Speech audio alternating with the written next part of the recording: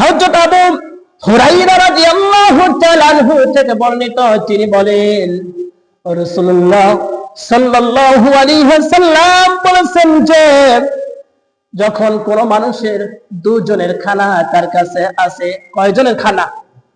দুইজনের খানা আছে, এই দুইজনের খানা তিনজনের জন্য যথেষ্ট। রাসূল বলেছেন, কি বলেছেন? দুইজনের খানা তিনজনের জন্য যথেষ্ট। আর এক হাদিসের মধ্যে এসেছে হযরত জাবের ইবনে আব্দুল্লাহ রাদিয়াল্লাহু তাআলা আনহু থেকে বর্ণিত, তিনি বলেন আমার রাসূল সাল্লাল্লাহু আলাইহি ওয়াসাল্লাম বলেছেন দুইজনের খানা হলো 4 জনের জন্য যথেষ্ট। কয়জনের জন্য? 4 জনের জন্য যথেষ্ট। আর 4 জনের খানা হলো 8 জনের জন্য যথেষ্ট। যদি 10 জনের খানা হয়, ইসলামী শরিয়ত মতো আপনার খানা খান, এই 10 জনের খানা আপনার জন্য 20 জনের জন্য আল্লাহ রাসূল বলেছেন যথেষ্ট। বলেন সুবহানাল্লাহ। খানা খাওয়ার তরিকা আছে কি নাই? আপনাকে ওই তরিকা মতো বসতে হবে। আপনার সমস্যা হলে সমস্যা নাই, আপনি সেই তরিকা মতো বসার পর আপনি যেভাবে বসলে আপনার যাতে কষ্ট করে না হয়। ইসলাম দেখেন কত শান্তি দিয়েছে, কখনো আপনার জন্য কঠিন করে নাই। যখন খানা সামনে আসবে কি দোয়া পড়তে হবে? বিসমিল্লাহ পড়তেই তো ভুলে যায় খানা খাওয়া। খানা আসলে দোয়া কি মনে আসে? বিসমিল্লাহ ছাড়াই তো দুই এক থালা, আমরা কি কই, দুই এক থালা ভাত খেয়ে ফেলি। আল্লাহ পাকের রাসূল বলেছেন যে যখন আপনার সামনে খানা আসবে ওই সময় একটা দোয়া পড়তে হবে। সেই দোয়া আমার সাথে পড়ুন না, পারলে পরে মুখটা একটু মিলান। আল্লাহুম্মা বারিক লানা ফিমা রাযাকতানা ওয়া কিনা আযাবান নার। এই দোয়াটা বলতে হবে, ঠিক আছে? বলে অমুকের মা খানা দেন তো, খিদে লাগছে, কি কর? বলে বিসমিল্লাহ ছাড়াই 1 গ্লাস পানি খাওয়া শেষ, খানা আছে। সেই জন্য আমরা বলছি আল্লাহ তাআলা আমার সামনে যে খানা এসেছে এই খানার মধ্যে বরকত দাও। কে দাও? এই খানার মধ্যে বারাকাত দিয়ে ভরপুর করে দাও। আর এই খানা খাচ্ছে আল্লাহ আমাকে জাহান্নাম থেকে আল্লাহ আমাকে মুক্ত করে দাও। বলেন সুবহানাল্লাহ।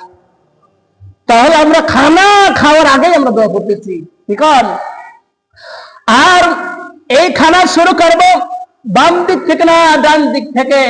ডান দিক থেকে ছোট্ট ছোট্ট লোকমা যখন তুলবো তখন বলবো কি বিসমিল্লাহি ওয়া আলা বারাকাতিল্লাহ। আল্লাহ আপনার নাম লইয়া খানা তুলতেছি লোকমা দিয়ে, আল্লাহ এই খানার মধ্যে আল্লাহ আপনি বরকত দাও। বলেন সুবহানাল্লাহ।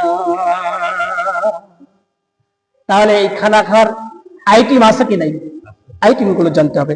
এখন এক থালা খাবার খেয়েছেন, মনে নাই, আপনি চাকরিতে গেছেন, মাঠে গেছেন, ঘাটে গেছেন, বাজারে গেছেন, এত ক্ষুধা লাগেছে, আপনার সামনে খানা এসেছে, বিসমিল্লাহ ছাড়াই 2 থালা আপনি খাবারে খেয়েছেন। আবার দোয়া আছে কি নাই?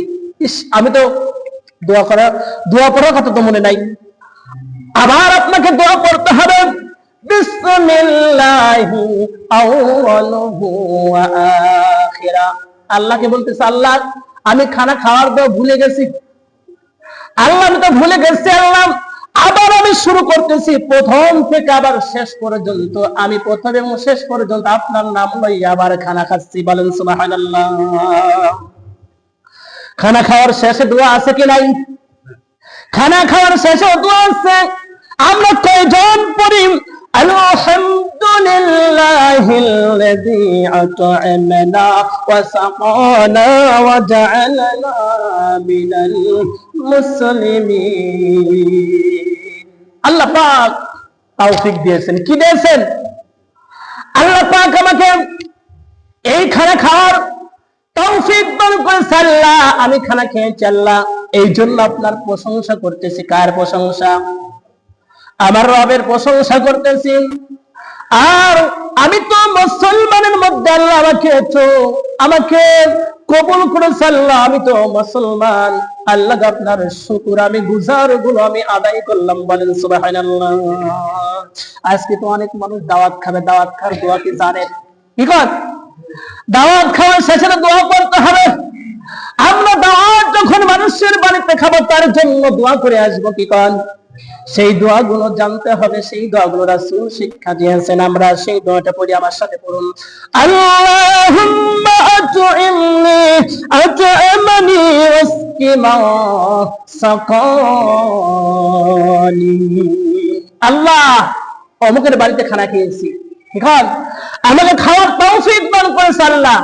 আমি যে খানা খেয়েছি আল্লাহ, আল্লাহ তাকে খানা খাওয়ার তৌফিক দান করেন, বলে সুবহানাল্লাহ। তাহলে আপনার বাড়িতে আমি খানা খাওয়ালি, আপনার জন্য দোয়া করতেছি, আপনার জন্য বড় দোয়া করলাম না, কি দোয়া করলাম? এমন মানুষ আছে খানা খাইতে পারতেছে না, অসুস্থ আছে কি নাই? আছে।